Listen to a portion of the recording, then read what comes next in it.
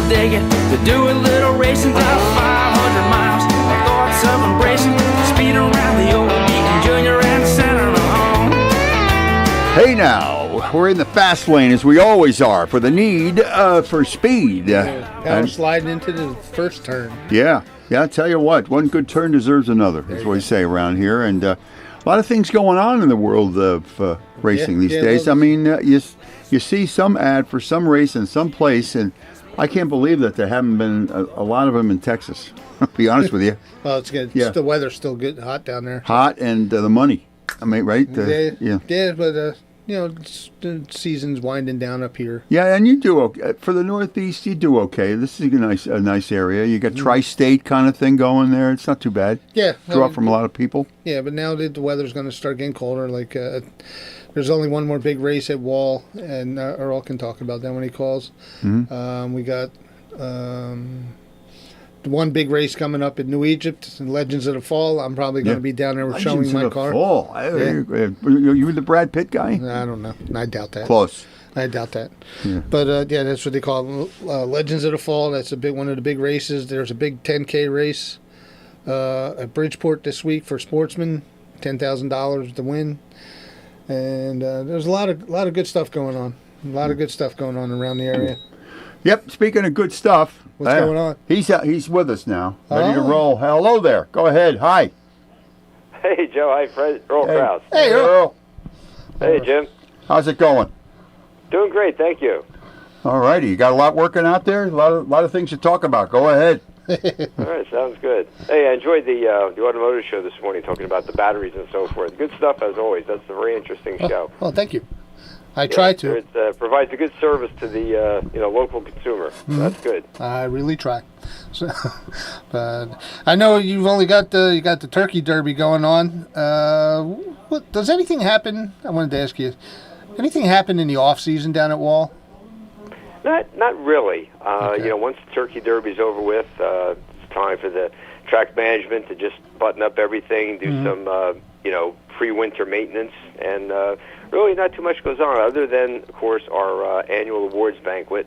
The drivers' awards banquet, which takes place the 17th of January at the local Sheraton Inn over here.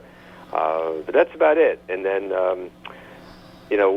a lot of the Wall drivers look forward to coming out to the motorsport show, at the end of January. You'll see a lot of the Wall racers there. So when you guys are there with the show, you'll meet a lot of the Wall drivers as well, including me. I'll be there. Nick, Kate, and I had dinner last night after the show, and we were talking about everything, getting it all set up. And that's what got me thinking, not just Wall, but all the tracks. In the off season, do they have like a brain trust? Let's put our heads together, and what kind of promotions can we do? What can we do to bring more fans? Is there like an off season, keep going? Never let the racing die. That's a very good point. I mean, there's nothing. The motorsports show is a good example of that, where everyone gets together unofficially. And a lot of times you'll have track promoters, again, just unofficially, they'll get together, sit down and have coffee or something stronger. But, at the show, and do a little brainstorming. And seriously, that's motorsports has become that, the motorsports show. It's become a gathering point. What's really neat is that, again, in New Jersey, you have Wall Stadium, which is a paved track, and the two dirt tracks, New Egypt and Bridgeport. And, I've always thought, auto racing is auto racing, especially on a local level. Right. And it's good for, track management, drivers, team members, the manufacturers, all to get together and just, talk, do some brainstorming. That's it's a very good point. Yeah. And, again, your show is a good example of that. And again, with you folks being at the motorsports show, you could actually serve as a gathering point yourself, to have, the promoters get together, the drivers, at your site there. Yeah, So yeah, that was that's one a- of that's that's a one very of our good thought. conversations, and we're thinking that it doesn't just stop when the last lap is done. We want to see Right. keep it going until it starts again in late March. And I was just thinking about that this morning. I'm like, if everybody keeps going, I want to ask people, because we're going to keep going. Me, Nick, Kate, and Warren, and I, and we got a lot of plans in the off season to keep the interest up for racing throughout the whole year. Well, that's good. One of the things I'd like to do with your show, again, as there's no actual racing, of course, for several months. Me, I always enjoy talking about racing history. Yeah. At various points during the winter. Hey, and again, I know you definitely embrace it, through your dad and Right. all the years you were with, Kerry Schloter and Earl Schloter and, those teams, and you grew up with it like I did. And, anytime you want to talk about racing history at a local level, hey, that's something I always enjoy doing. Good. That's our plan then. Good. Can talk a little bit about Turkey Derby for the people that weren't listening last night. Well, the Turkey Derby at Wall, again, Thanksgiving weekend, Friday and Saturday of Thanksgiving weekend. This will be the 51st edition of the Turkey Derby, and it was actually an event founded by the Nichol family, Jenny and Tom Nichol, husband and wife, who operated Wall Stadium from the beginning, 1950. They actually built the track, and in 1974, as that particular season was winding down, then as now, the weather has been changing. 50 years ago, they began to notice that, late autumn, you had some really nice weekends. It was kind of a chance. You never knew what the weather was going to be, but the weather was, they'd have some nice weekends. And Jenny Nichol, who was the promoter of the track, she thought, you know what, let's try doing a race Thanksgiving weekend, called the Turkey Derby. And it was basically just for the regular divisions, the modified, sportsmen, and what were called the modern stocks, the late models of the time, non-point, and kind of opened it up to where drivers from New England or down south, whose seasons had ended as well, could come in and race. It was just like, could possibly just be a one-off at that time, 1974. Let's try it. And it turned out the weather was, I think it was like in the 50s that weekend, but sunny, clear. And it was basically a one-day show, as I recall, just Saturday of Thanksgiving weekend. It turned out to be a very, not a huge turnout of cars, but a very strong turnout of all three divisions, and a excellent fan turnout. It was kind of neat, something different. And it grew from there. It was like the Nichol family figured, okay, we might have something here. Oh, nice. So they did it again in 1975, and it was even more successful, and it has grown from there. So this year again, we'll have the on Saturday of Thanksgiving weekend, the both the tour type modifieds, like the NASCAR modified tour. It's not a sanctioned NASCAR modified tour event, but it's the tour type modifieds. So drivers like Matt Hirschman will be there to invade. Along with the tour type modifieds running a 150 lap feature, we'll have the regular Saturday night Wall Stadium modifieds, also in an extra distance race. Plus all the regular racing divisions that run at Wall every week, the Sportsman, Legend Cars, Fast Fours, Limited Late Models, and the traveling ATQ, MRA, TQ Midgets. So between Friday and Saturday, great show, and I know you're planning on coming down at least on Friday. On Friday, Saturday is my Hot Rod Santa, so we have a conflict. No, that's good. So next year I'll plan a little bit better. Oh, great to have you. Because Friday's good, too, because Friday you see a little bit of everything, including having hot laps for the modifieds. So although they won't be racing in their features on Friday, the fans who are there can get to see all the invading drivers, the Wall regulars and the modifieds, running hot laps, kind of get them, ready to go for Saturday. Okay, cool. Well, it sounds like a great weekend, and we want to keep this going all season, off season, And yeah, if you ever get a chance to come up here, come in and sit with the studio, and we'll talk about racing history. I am looking forward to it. During the whatever our off season is, to drive out to Fletcher's Automotive sometime just to check it out. Are you there yourself? Are you there most Saturdays as well? Yeah, I'm there most Saturdays. We're there from 8 until 1 o'clock. So. Okay. Yeah, last week I was there. Had the grace of Mark Yapel coming in, and I'm checking out his car, and he was checking out my car. So. Yeah, I caught on the show last night. You said Mark has come over to do the setup work on your new coupe there. Yeah, not that there's a whole lot because Jimmy Wismer had it pretty well knocked up. But he's showing me how to work some of the stuff because I'm not familiar with some of the newer stuff, and. And he had a problem with his Jeep. So I looked at his Jeep, he looked at my race car. So we're all good. Business to business there. There you go. So, but yeah, I'm looking forward to having you come up, and we'll get on the air here, and we'll talk some racing history. And I know that'd be great. It's something I really enjoy, and I know you do as well. And I think it'd be like a neat topic for the off season. Yeah. Oh yeah. Definitely want to keep it all going. So, all right, Earl. Well, we're gonna have to hit a break here, and then. I guess Nick is going to be on the line here, so stay tuned because all the excitement's going to start. All right. Thank you so much, Earl. Talking to you guys. Tell Nick I said hello. Okay, I'll be listening. All right, Earl. Okay, take care. Take care. All the best. Good Thank enough. you. All right. Thank you so much. Yeah, all right. That's good to see. Earl's always on top of things. He's always good for that kind of stuff, and he does a great job. Yeah. I like the interaction there amongst the way everybody interacts kind of has something to say, and it really defines the project pretty well. Yeah, that's I was thinking about that this morning because we had a kind of conversation at dinner last night, and I was like, let's keep this going through the off season because I don't ever remember anybody really dragging it through the off season unless you're down south or something. Yeah. Where they can do it, the weather, well, at least I mean, lately. there may be a reason why they don't do it, but we'll find that out this year. Okay. But I really do think that we're on to, Nick, Kate, and Warren are on to something here, and we can really build from it. And all right. Glad to have Earl in. Let's take a break quickly here, BCB. Need a portable toilet for a special event or work site? Then call Mr. Bob Portable Toilet Rentals at 609-859-3629. Mr. Bob Portable Toilet Rental provides portable toilet rentals for every occasion, residential or business, weddings, festivals, construction sites, or even sporting events. Mr. Bob has you covered. Call him today, 609-859-3629.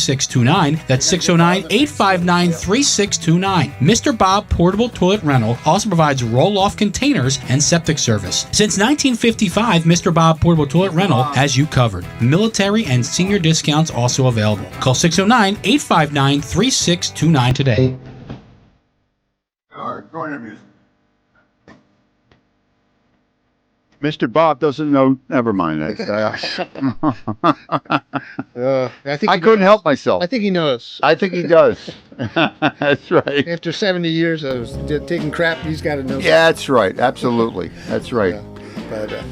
We're taking calls and taking crap and doing all the other stuff there. Trying to do as much as you can.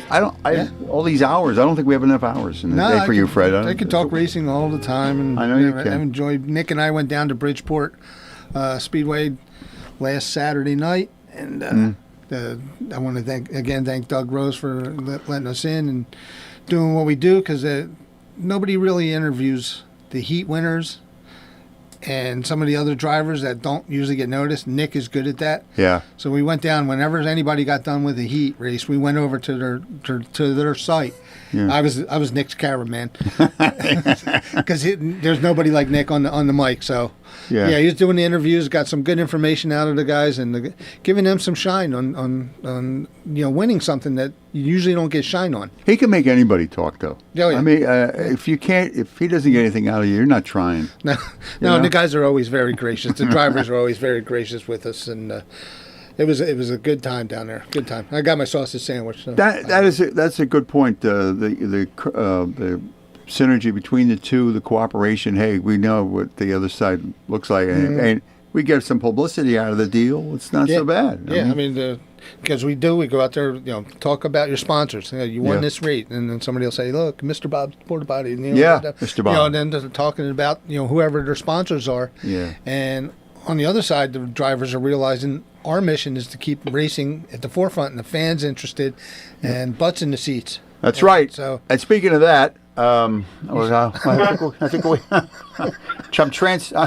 What a transition that is. Hello, Nick. Hello there, young man. How are you? We're just waiting for the right moment to bring you on. It was, and boy, did we do the right thing. I hear you. Well, you know, when you follow a legend, it's hard, you know. And you know, when you follow Earl, he, like you said, he's the man. I mean, he's got a lot of history, knows a lot of history. He's a great man to learn from. So, you know, very good guy. I can't wait to get him in the studio with us. So, I mean, we guys had work some fun together. at Bridgeport. Yeah, and everybody works together, and that shows in the air product that we have. I mean, that's just you can't fake stuff like that. Right. You can't do it. I mean, he basically, when I first started announcing, he was one of my mentors. He told me some of the stuff to do, not to do, and I had him at New Egypt several times and interviewed him. I had him up in the tower with me and stuff. And it's just so cool to when you look up to people and then you get to work with them and they give you some accolades. It's very very humbling, you know, and to go to Bridgeport and do what we did, and for all the drivers to be susceptible to what we do and appreciate us, and yeah, it was really cool to get back to do that. I didn't realize how much I really missed it until I done it, and you know, it was a lot of fun. Good. What's happening out there? Anything really hot going on out there? Well, there's a big race at Bridgeport. There's a big sportsman race that's paying $10,000 to win, and the sportsman guys are kind of like they're like the lower class. The modifieds are usually the headline division, so the sportsmen really don't get a chance to make a big money. So Doug Rose has put up some big money, and Doug's noted for putting big money up for the smaller classes. So there's going to be $10,000 to win at Bridgeport for the 602 sportsman. And the good thing about it is you can't be a modified driver and run sportsman. It's strictly for sportsman guys. That's good. So a big guy's not going to go in there and take the little guy's money, so to speak. So that's going to be pretty cool. And then I'm going to be at Maple Grove Saturday and Sunday down there helping them out. So, yeah, the weekend's going to be pretty good. There's a big import race. We added Billy, the announcer from Maple Grove, to our Wednesday night show. He's going to be on every week and be able to tell us what's going on at Maple Grove. So, yeah, it's getting real interesting here, Jim. Real interesting. They're good. Yeah, I wanted to. Yeah, well, one of the questions we could ask Billy when next time we have him is, and you probably know too for being involved with the Koretsky's. What do they do all in the off season to keep Maple Grove in the kind of in the news or in the forefront? Well, they have a team down there. I mean, the Koretsky's have a reclamation center on Penn Valley Road, and of course they have the trucking business, and we do that. They have the reclamation business.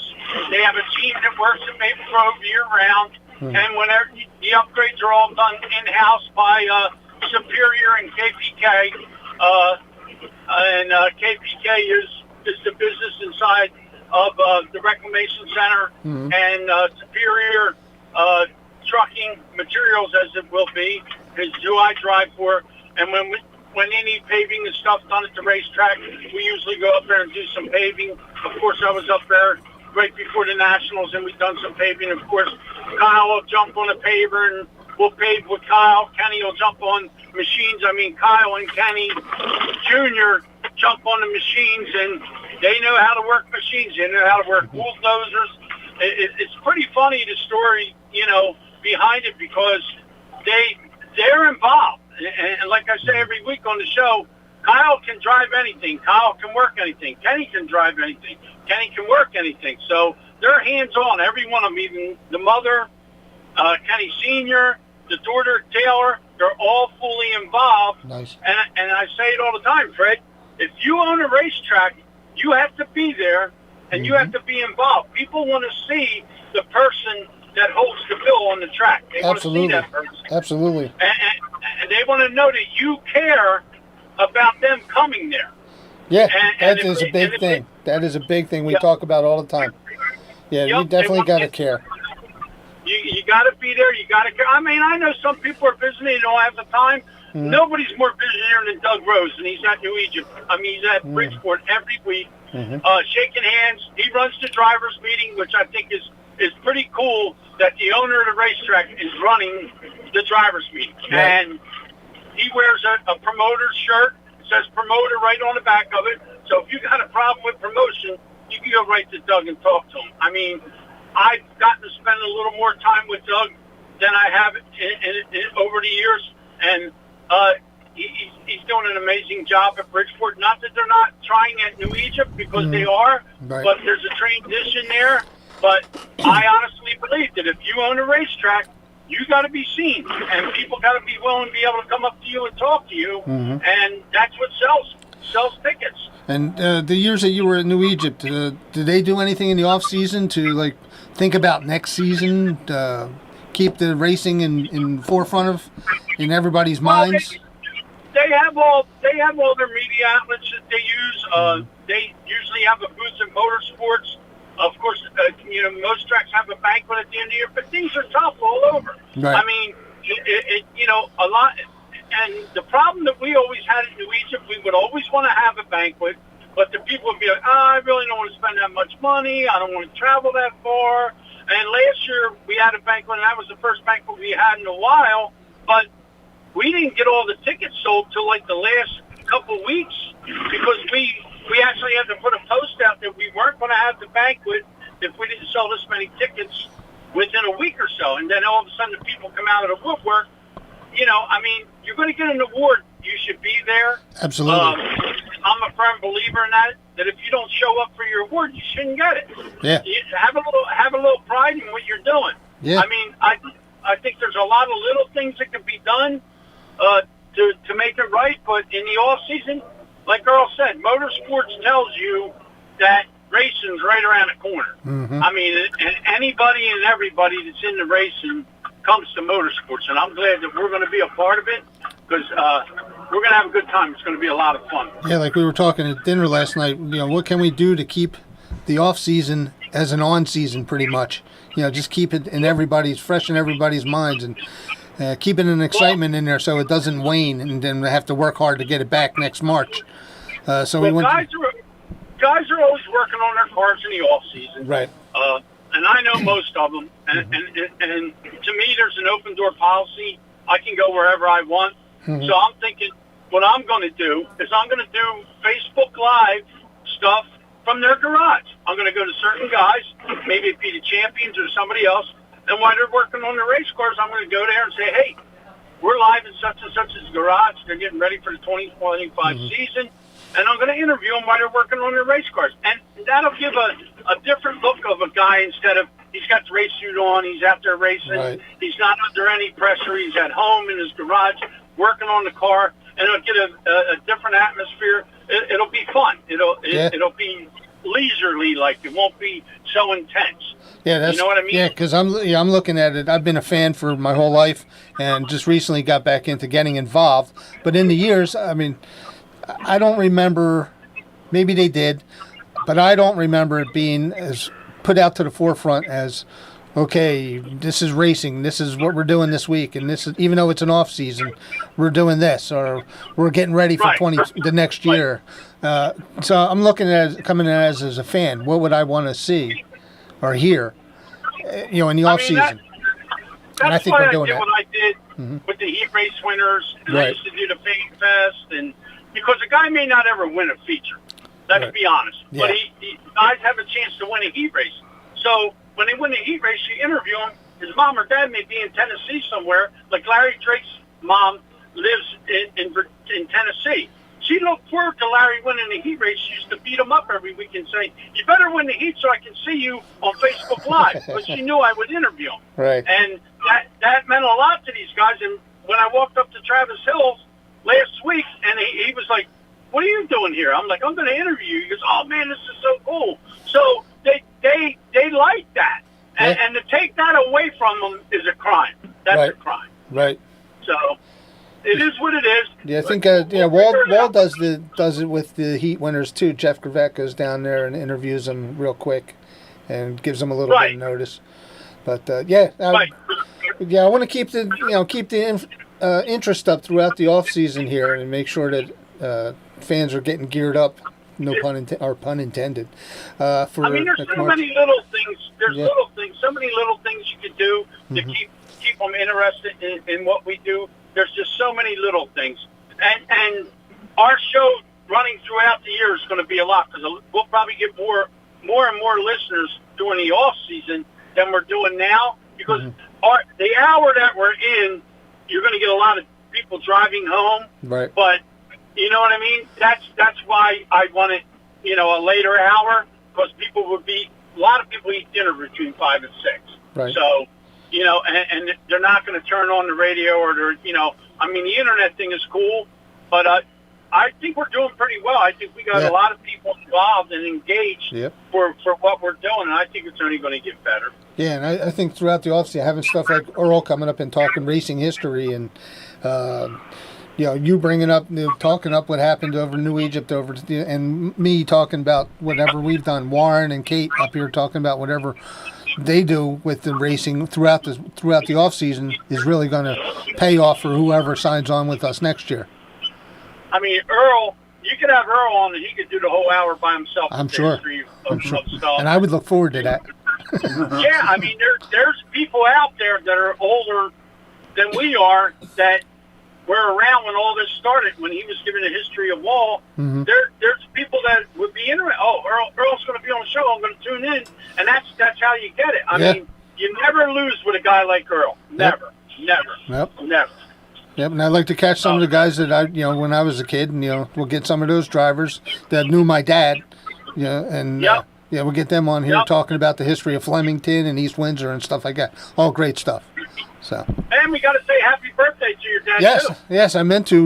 We got on a roll here, but I want to wish my dad a very happy birthday yesterday. He turned Norse's car 81 yesterday, and our new catchphrase for Fred's business, Jim, is if Fred Fletcher cannot fix your car, it's broke. That's right.